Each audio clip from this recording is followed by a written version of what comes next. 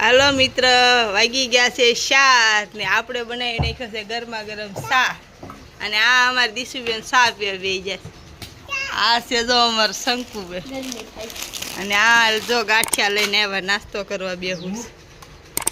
પૈસા હોત ને પાછા લાવી જો. પછી અમારે જો મુન્યા મોજીલા ભાઈ જો નાવા બેસી જાય. 4 વાગે હવાની વાત છે અને 4 વગાડ્યા નાવામાં. એવું કરે પપ્પા.